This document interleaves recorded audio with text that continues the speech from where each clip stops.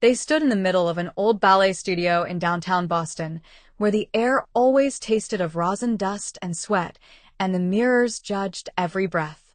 Ava's hand rested on Myra's waist. Myra's arms circled Ava's shoulders.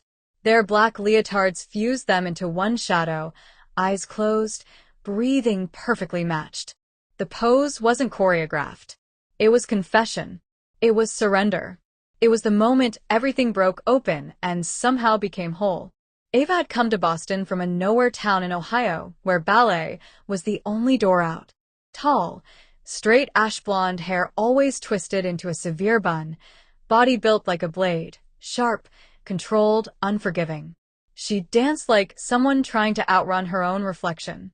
The company had taken her on raw potential, but the artistic director kept saying she was technically brilliant, emotionally missing. She practiced until her feet bled, lived on oatmeal and fear in a walk-up above a coffee shop, terrified that if she ever stopped moving, the world would notice she didn't belong. Mira was different. Born to immigrant parents in Washington Heights, she had grown up with merengue in the hallways and ballet as rebellion. A torn ACL had ended her shot at the big stages, so now she assisted the choreographer for a small contemporary company and took whatever soloist roles were left. Dark wavy hair that fought every hairpin, eyes the color of melted dark chocolate, skin carrying faint scars she never explained. She moved like water deciding where it wanted to go.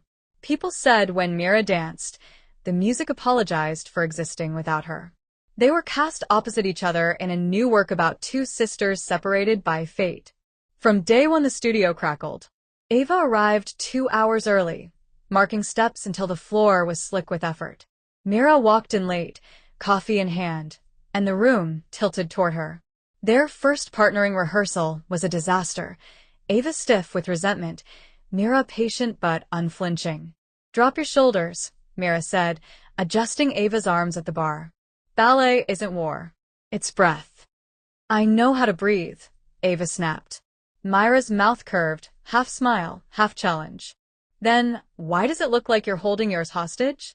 The choreography demanded intimacy, lifts where Ava's thighs slid between Myra's, turns where Myra's hand pressed flat against Ava's sternum to feel the beat. Every touch burned. Ava grew up in a house where feelings were rude and being gay was unthinkable. The want rising in her chest felt like betrayal. At night she lay awake replaying the warmth of Myra's palm through the thin fabric and hated herself for it. Mira noticed, of course she did. She had loved and lost a dancer once.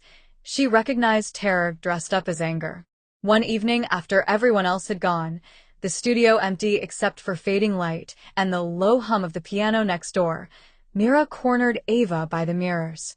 "Why do you flinch every time I touch you?" "I don't," Ava lied. "You do. And it's starting to hurt." Ava's voice cracked. "You move like nothing can touch you. I move like everything already has."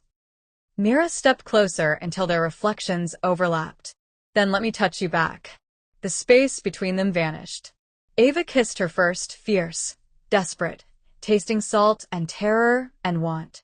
Mira answered instantly, arms sliding around Ava's waist, pulling her in until there was no difference between support and embrace. The kiss deepened, softened, became something neither of them had words for. When they broke apart, foreheads still touching, Ava whispered, "I don't know how to do this." Myra's answer was simple. "Then we'll learn the choreography together." Everything changed after that. They arrived early, stayed late. Lifts that once felt clinical became conversations.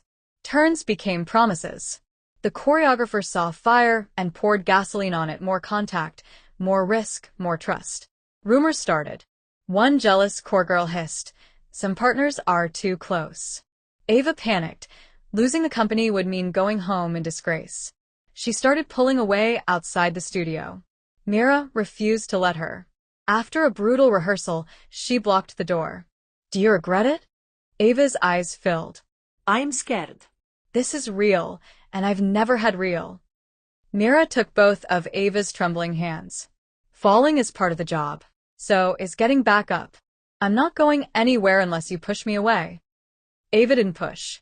Instead, she stepped forward, wrapped her arms around Myra's waist, and rested her forehead against Myra's the way they did now before every performance. Eyes closed, breathing synced, the world narrowing to two heartbeats learning the same rhythm. The show became the company's biggest hit in years. Critics raved about the electric, almost dangerous intimacy between the leads. Audiences wept. But for Ava and Mira, the applause was background noise. They moved in together above the harbor, woke to gulls and foghorns, danced barefoot in the kitchen to whatever played on the radio. Ava learned to soften. Mira learned to trust her knee again. They toured small theaters across the country, always returning to that original studio where someone had quietly framed the candid photo of them standing forehead to forehead, arms locked, utterly lost in each other. Years later, when young dancers asked how they made the impossible look effortless, Ava and Mira gave the same answer. We stopped trying to dance perfectly.